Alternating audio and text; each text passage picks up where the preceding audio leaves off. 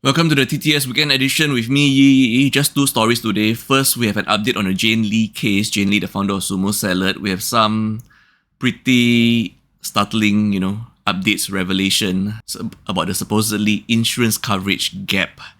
And the last story is another local K-pop news that, sometimes we will be wondering like, why are so many people doing it publicly? So, yeah, just maybe a alternate insight to it. Let us know if you have any thoughts, and comments on our two stories. We are more than welcome. Please comment below. And also tell us what news would you like us to cover.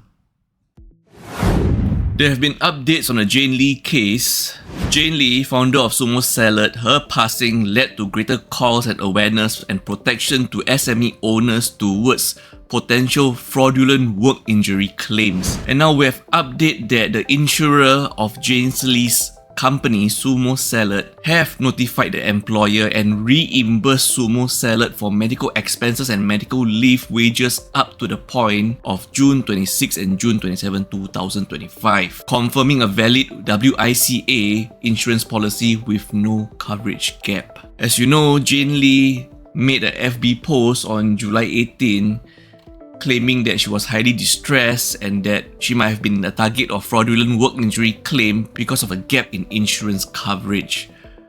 But now even MOM, Ministry of Manpower, have came out clarifying on August 1st, 2025 that Sumo Salad does have a valid WICA insurance policy, which means there is no coverage gap. First, Jane Lee passed away the next day after making her Facebook post on July 18, 2025. We continue to say that she has passed away, even though many people online have claimed that she might have chosen to unalive herself. But all we know officially is police have claimed her death as unnatural and investigations are still ongoing. As such, we can only continue to say Jane Lee has passed away. Second, despite the insurer claiming that they have notified the employer of all reimbursements of medical leaves and claims up to June 27, 2025, Jane Lee still made that post on FB on July 18 claiming that there was a gap in insurance coverage and she might be a target of a fraudulent work injury claim. So that raised a lot of questions to us, like why would she still post about this if the insurer said that the employer have been notified by June 27, 2025 and they have been reimbursed? Why Lee's distress persisted despite official notification? Was she not notified? Did she not receive notification even though they have reached out officially to notify her? Did she miss out on reading certain notifications more than 2 weeks ago, leading up to her post on July 18, 2025? Or could it be that she was so distressed and worried about future work injury claims that she might be unable to cope and the toll took the better of her? Though once again, we still do not have the confirmed reason of why she passed away as of now. And also, MOM did mention that investigations for the alleged fraud is still ongoing. There also might be more work injury claims beyond June 27, 2025, as all these claims are done in batches. As you submit more claims, they process it one by one. So as of now, we know that all medical claims and leave have been processed and paid for, reimbursed for until June 27, 2025. And this leaves many people wondering now if her death could be prevented if she was well aware that there was actually no gap in insurance coverage. Could this all be the work of stress alone? So this viral clip starts off with a young man holding himself supporting by the bar of an MRT train in a carriage, and notice that behind him was an empty reserved seat. The train is fairly full with a lot of passengers standing by the door, so you can assume that yes, he just got up from that reserved seat. But this is no viral clip about some youth taking up the reserved seat. This is more than that. As you can see, he was dressed in white t-shirt and white shorts. As he was to make his way towards the door, he started to fumble, stumble, and fell to his butt. And now people start noticing something's wrong with this youth. Could it be that he might be a K-pop user? Maybe there was intermediate that explains his staggered movements, his zombie-like movements.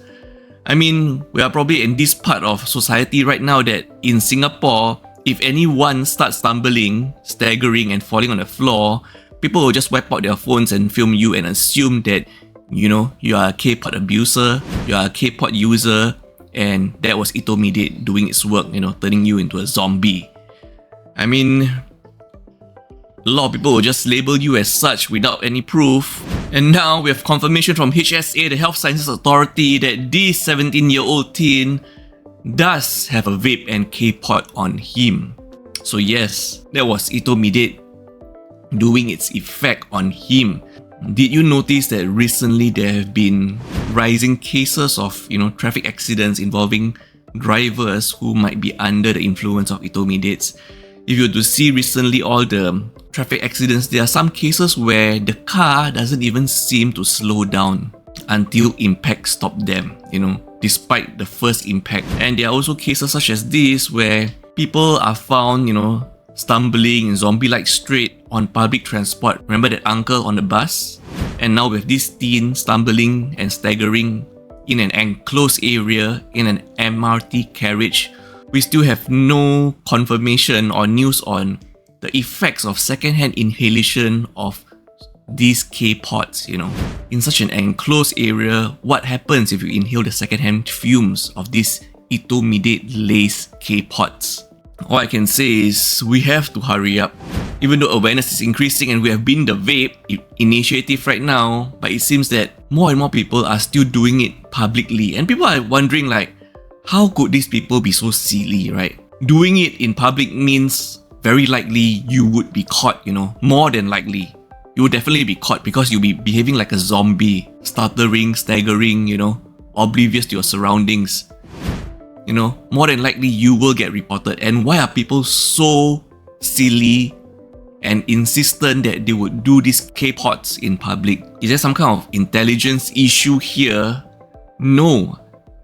I took a look at it and I realized it is not because they are silly, that they want to do it in public and get caught, but it is more of an addiction. They are so addicted to these K-pods that they cannot resist the urge. They cannot resist the easy access of that vape with their K-pods on their body, even though they know they are in public. They are so addicted, they will take that path. That is how dangerous and how addictive these K-pods are.